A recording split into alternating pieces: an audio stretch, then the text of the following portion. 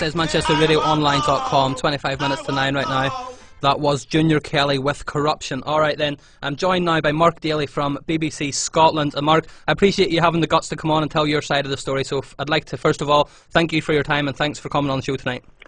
Hi Tony, how are you doing? Well yeah, thanks for having me on the show.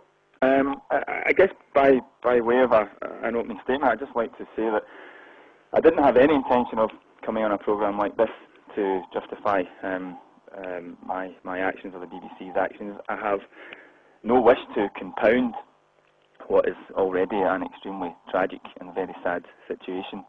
However, over the weeks and months, I've been the victim of a sustained barrage of abuse about mine and the BBC's decision to drop this story, which we did. There's no question about it. We did look at this story and we did drop it. So tonight I've come onto the programme to explain my reasons for doing that.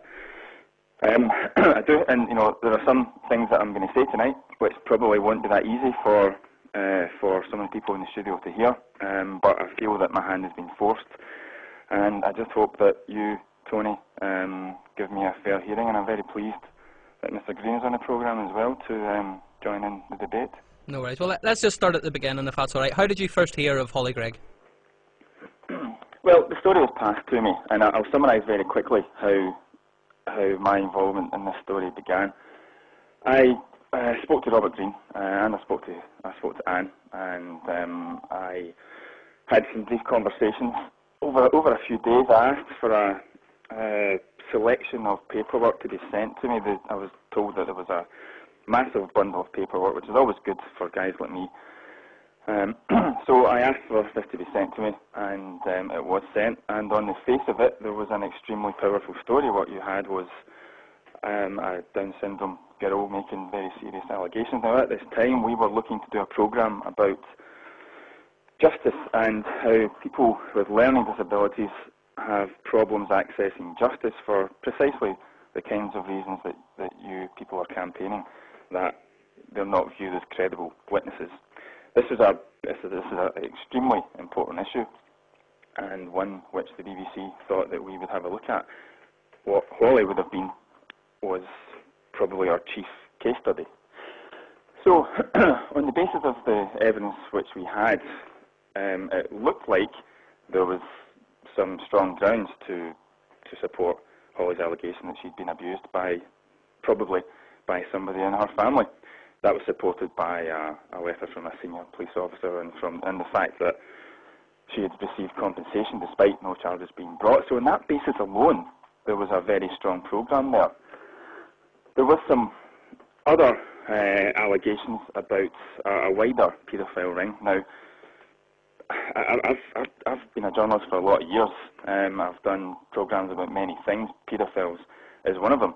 I did a programme called Britain's Most Wanted Paedophiles. I chased 5 on-the-run paedophiles around Europe for months until they were finally back in police custody. I know quite a lot about the subject, and I know that these things do happen, and I know they happen in Britain, and I know that sometimes they happen under our noses. So I was prepared to believe that these allegations could have some grounds, but on the basis of the initial allegations about the initial abuse carried out by somebody in her family, those allegations looked like they stood up. I had some opening conversations with a lawyer about whether or not I would have enough evidence to confront this person, and it looked like I probably did.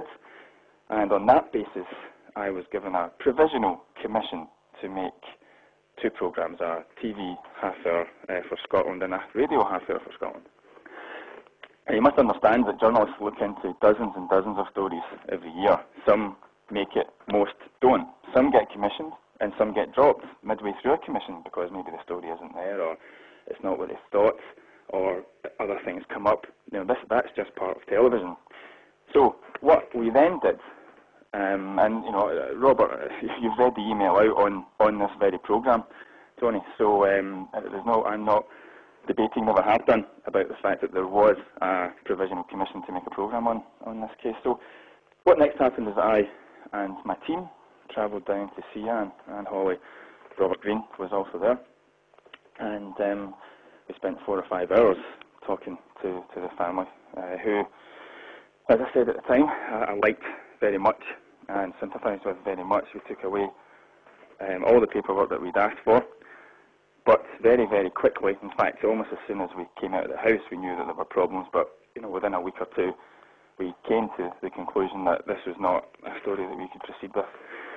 We knew that the vast majority of these allegations were unprovable, and we were not in a position to pick and choose which allegations we wanted to believe, so we dropped the story. Now, Anne was informed, as was Robert.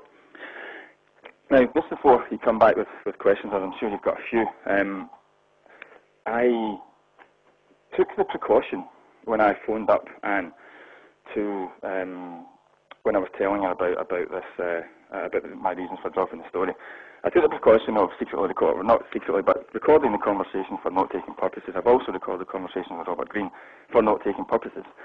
In the BBC, you can do that, but you're not allowed to broadcast that material. It's just to protect you, for example, if a case comes to court or something like that. Now, as you know, both Anne and Robert have alleged that I told them that I had to drop this story because I was forced to by my bosses, because of pressure from the government, pressure from a legal firm called Levy and McRae, and that I was in fear for my job, therefore I had to drop the story. Now, that conversation did not take place. Those words were not spoken, and I'm afraid that I have the recorded evidence to prove it. However, that didn't stop Robert and, I'm afraid, Anne, going around the country, going on various satellite television channels, online radio stations, and writing that, in fact, I had been forced to drop this story, that I was a journalistic coward, and I was in fear for my job. Now, I'm afraid it just isn't true, because I'm not in the business of shying away from big stories. Big stories are what I do. I've taken on some of the biggest institutions in the country, government, police. I do investigate paedophile stories. If I thought I could run this one, I would have done. And the suggestion that I or the BBC would have walked away from a story because it was too big or we were too scared, it's fanciful. It just is. It's misguided and insulting.